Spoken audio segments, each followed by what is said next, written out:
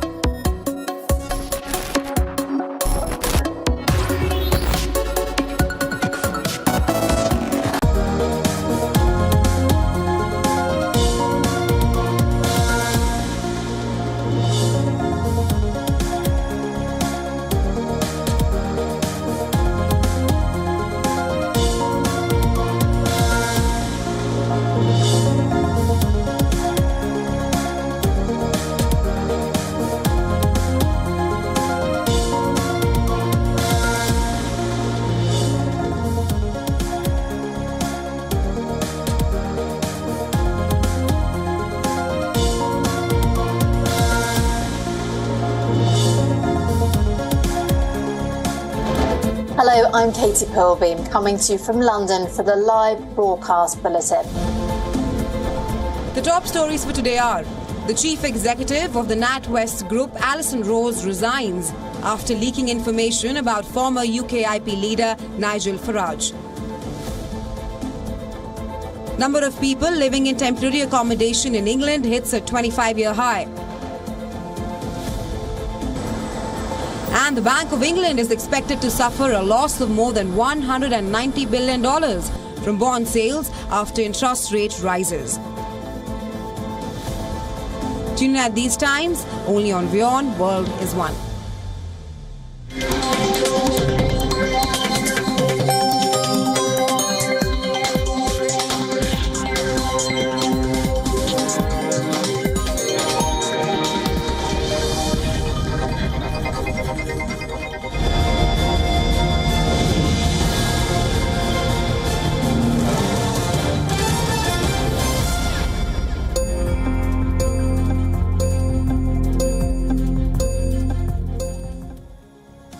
Hello and welcome to WION World is One, broadcasting live from London this hour. You're with me, Katie Pilbeam. Let's get to the headlines today.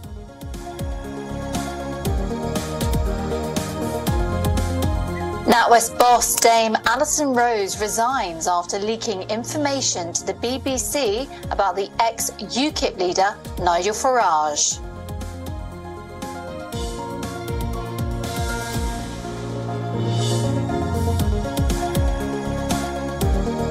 The number of people living in temporary accommodation in England has hit a 25-year high, according to the latest official figures.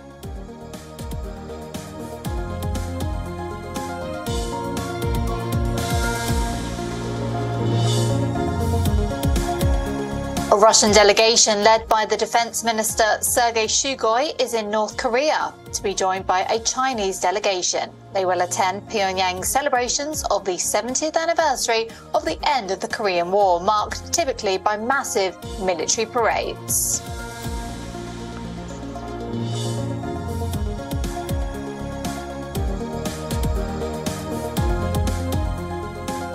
The judge who will review Hunter Biden's plea deal accuses a member of Biden's legal team of misrepresenting herself in a phone call to the court. Biden's lawyers insist it was all a misunderstanding.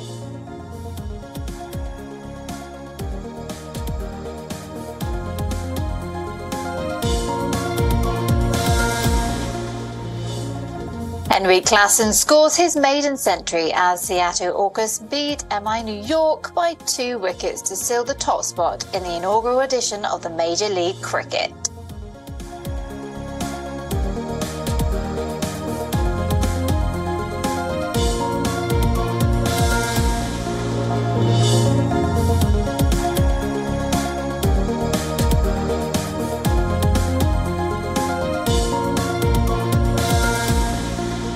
Welcome to the programme. Another controversy here in the UK. The chief executive of NatWest Bank, Alison Rose, has resigned after leaking information about the former populist politician and now GB News presenter, Nigel Farage, to the BBC.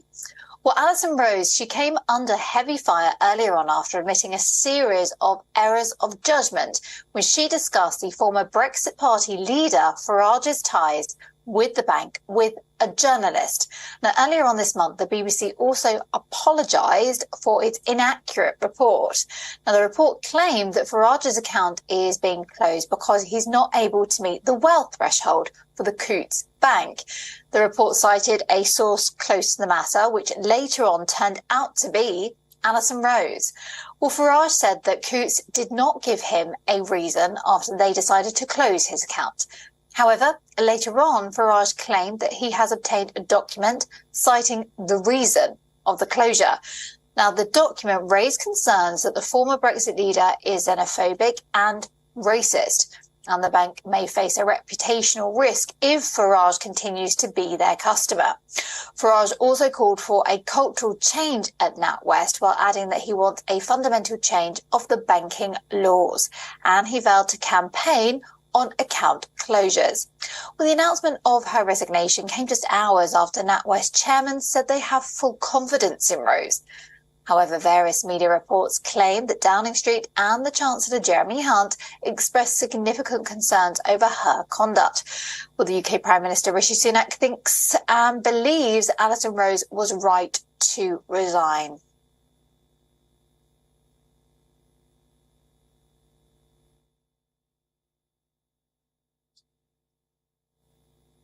Well, let's move on to the housing crisis here in the UK because it's showing no signs of stopping. And this time there are signs of homelessness that can be spotted in a steep rise in temporary accommodations across the nation. Now, the department, for Levelling Up Housing and Communities has issued figures pertaining to the status of homelessness and temporary accommodations in the country.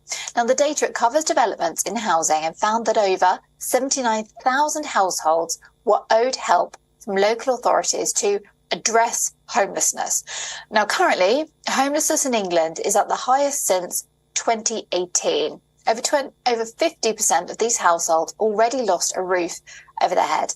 Now, London takes the lion's share of 18% of households that are affected by this. The number includes families as well as single people. Now, these figures point to the increasing threat of homelessness across Britain. Meanwhile, over 100,000 households were housed in temporary accommodation, proved to address homelessness. The numbers rose by 10% in just over 1 year, and are now the highest since records began in 1998. A key driver of the increase was the termination of short-hold tenancies.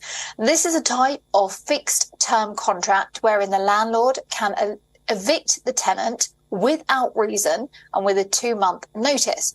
Now, such events, they are commonly called as no-fault evictions.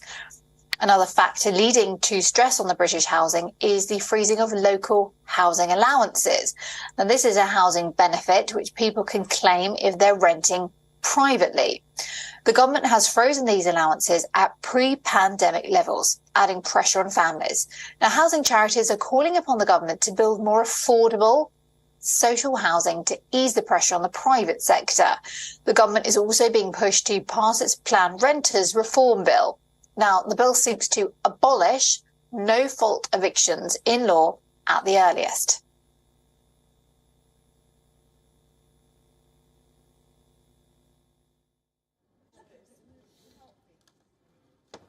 Well, for more details on this topic, our London correspondent Alex Isaac is standing by for us.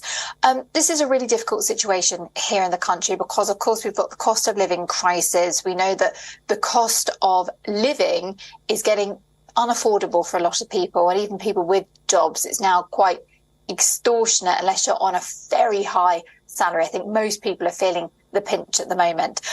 What's happening in regards to homelessness? Because we're looking at the figures now and they are going up. You're absolutely right. Now, the homelessness and housing has been a difficult situation for many years. So this isn't new, but sadly it has gone up quite a lot. And there are to be many issues that are involved, rather than just that renters bill that you mentioned they're going through. The fact is that there supposedly isn't enough affordable housing, but every time there's a new housing estate built, people do complain, and the amount of affordable housing gets smaller. Also, there is a real issue within the benefit system here in the UK. We went through a phase of being able to buy your council house, which took off a load of council houses from the market. There are affordable houses that are no longer available. They are now privately owned. And of course, if you did have a council property, you got on the list, you were lucky enough to get a property, therefore you are not means tested again after that initial bedding into that property. So there are many people who have taken advantage of the small amount of social housing in the UK by not having to be means tested, as they have lived there for 10, 20 years, and those houses have not come back into the availability of those that really do need them now. And also, when we're looking at the housing market in general, it's exceptionally high to rent privately, but also buying houses doesn't seem to be on many people's agendas. They can't afford it. The banks don't allow people to get mortgages if they say that they can't afford it, yet rents are so exceptionally high, a mortgage would actually be cheaper. We heard only this week that there was going to be more houses built, but there wasn't really a discussion about where these houses were also going to be built. People need to be in the cities if they are working, and sadly many of them have minimum wage jobs and they can't afford to be even further out because they have to get transportation in. So there is a whole mix of issues with regards to affordable housing and homelessness. People shouldn't have to choose homelessness because they can't live anywhere, and asking the government to put them up in a temporary accommodation like hotels and hostels, well, obviously that's going to be costing the taxpayer even more as well, when most people do want to just have a place where they can rent affordably. There does need to be a talk about not just a renters bill and that section 21 that you mentioned with the no fault evictions, but also maybe putting a cap on the amount of rents and how much they're costing, especially in the City of London, where they have now gone up extortionately. A one-bedroom flat here is around 1,700 British pounds to 2,000 British pounds, and that's a lot of money. And people who are on that minimum wage, they just can't afford it. So there is more than just one issue here, and there's more than one solution. But some solution really does need to be taken forward because people are starving and having to go onto the streets, and it shouldn't be happening in a country like the UK. Well, you're quite right there. It shouldn't be happening here because it's one of the richest countries in the world. And that's why it is so shocking when we talk about homelessness and we talk about people struggling, especially people who perhaps maybe work in the NHS, they have a full-time job, and we're hearing about people like nurses going to food banks, for example. I read a report this morning, 1 in 4 new UK home buyers under 25, they're relying on the bank of mum and dad now. But then you get this discrepancy between people who maybe come from a wealthier family where their mum and dad can help them get on that property ladder, and those people that simply can't. It's virtually impossible for some people at the moment. Alex, I know that you report a lot on the strikes that are happening here in the country, and it's sort of a problem where it's a vicious cycle of problems here, because we've got the situation where the cost of everything is going up. You mentioned the rents in London. The cost is going up when you go to the supermarket, but wages aren't. Well, absolutely right. There's discussion about this inflation, and that's why wages haven't risen so much in the past 10 years. But that doesn't really seem to come out too well for the people when they're seeing huge privately owned companies or publicly backed companies getting hundreds of thousands of pounds, and also CEOs taking home ridiculous amounts, really, when it comes down to how the median of the wage and how people can afford to live as well. It doesn't seem that there is going to be much movement.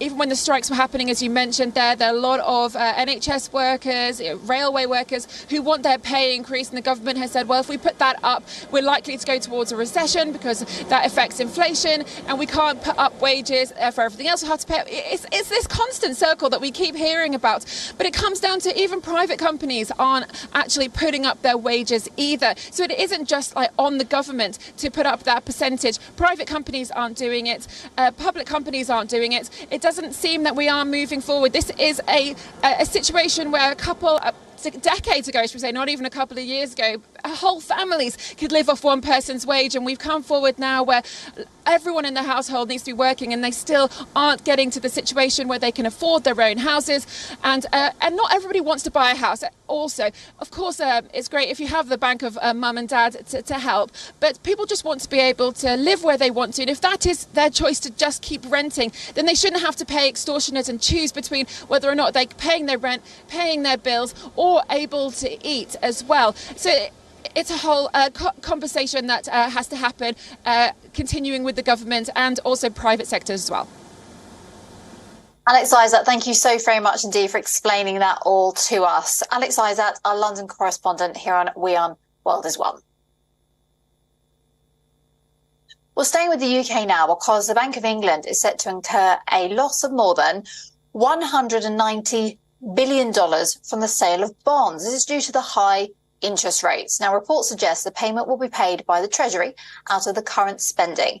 Now, the development comes after successive chancellors failed to set aside funds to cover these losses. Now, according to the officials at the Bank of England, the UK government will pay around $51.5 billion a year from 2023 to 2025. This is around $12 billion a year more than estimated. Now, reports suggest last year, two former deputy governors proposed a plan to reduce the Treasury bill. They suggested that the Bank of England should force bond buyers to accept a lower interest rate. However, this plan was rejected by the governor, Andrew Bailey.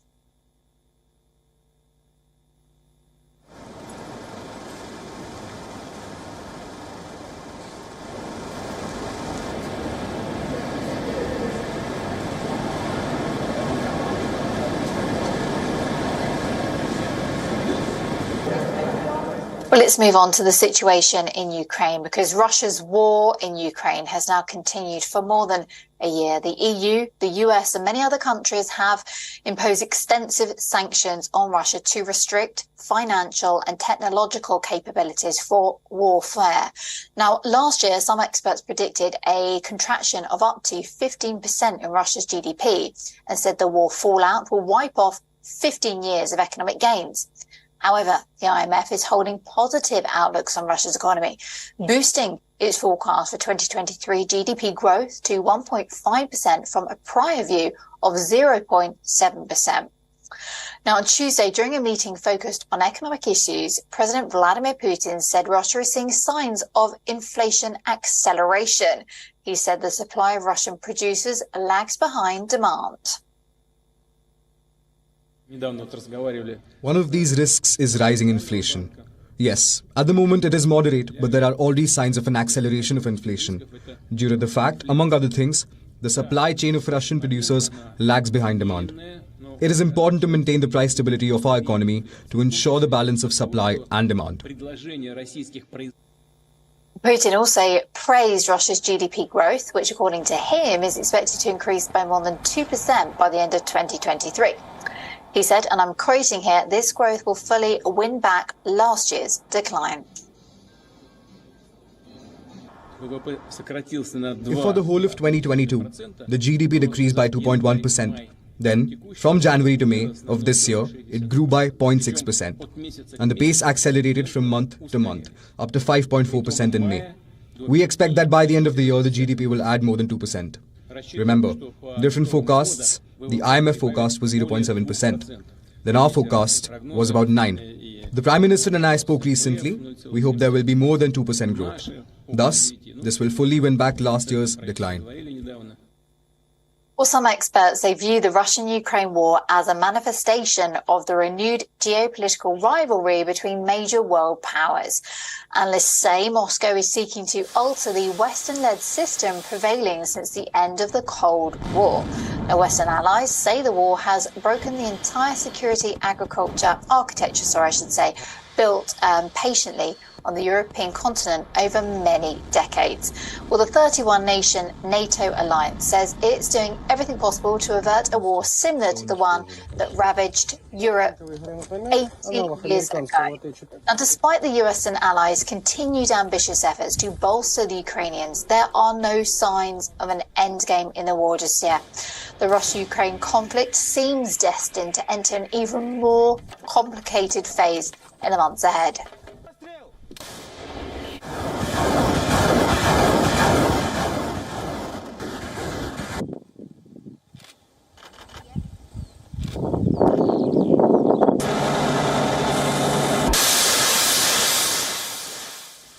Now, in other global news today, the US Federal Trade Commission is getting ready to file a lawsuit against Amazon, which might lead to breaking up parts of the company. Well, Reuters quoted here the US publication Politico as stating that the lawsuit is expected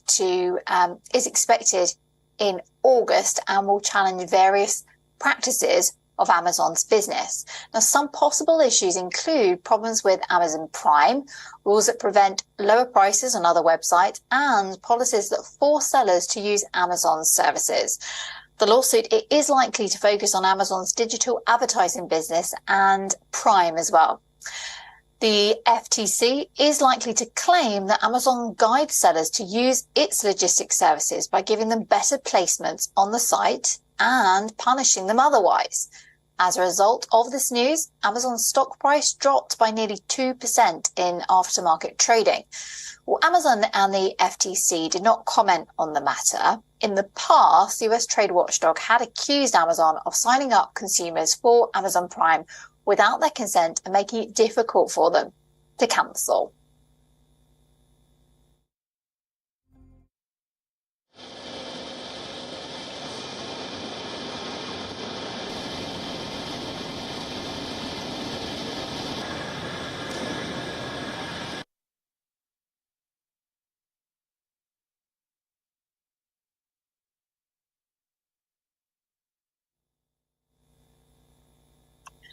Okay, it's a very special birthday because whoever said a Rolling Stone gathers no moss had clearly not met Mick Jagger. Oh yes, it's a Rolling Stone legend's birthday today.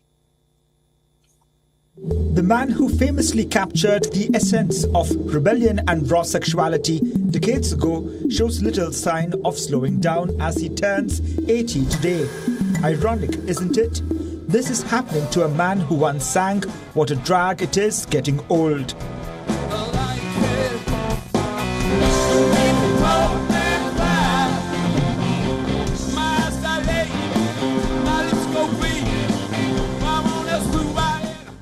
Jagger, who became a great-grandfather a decade ago, is busy redefining stereotypes around aging.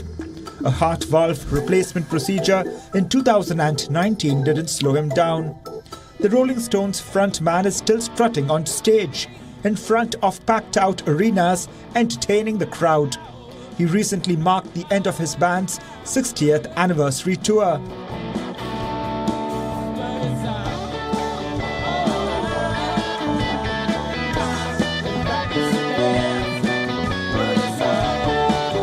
From music to fashion, the Rolling Stones' influence cannot be overstated. With compositions such as Jumpin' Jack Flash, Gimme Shelter, Sympathy for the Devil and Not Fade Away, the band exploded on the music scene and changed it forever. Beyond the Rolling Stones, Jagger teamed up with Nirvana drummer Dave Grohl in 2021 to record Easy Sleazy, a song about life during the pandemic. He's also collaborated with Michael Jackson, David Bowie and Jennifer Lopez. At 80 years, young Sir Michael Philip Mick Jagger is still living the rock star life to the fullest. We wish him a very happy birthday. Entertainment Bureau Report, WION World is One.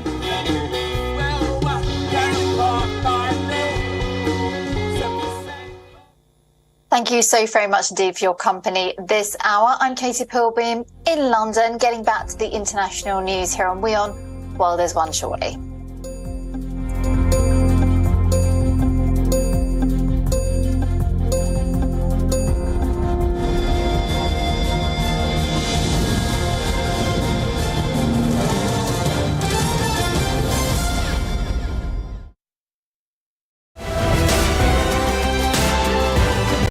WION Health Resort is unique, the only one of its kind. Experience the 4 paths of natural wellness: yoga, Ayurveda, acupuncture, and naturopathy.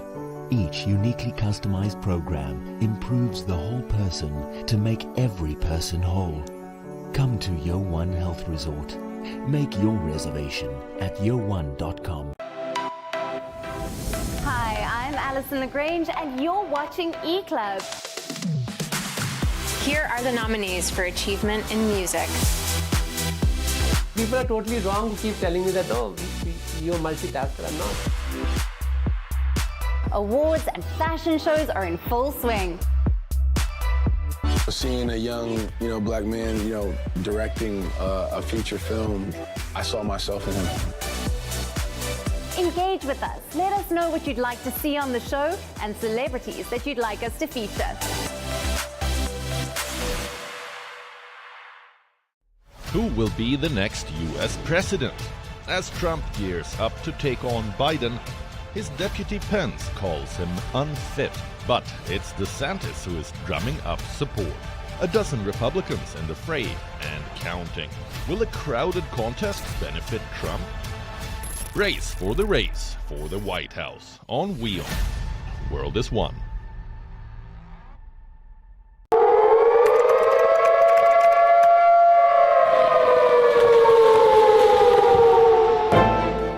You don't know how to fix the holes in our ozone layer.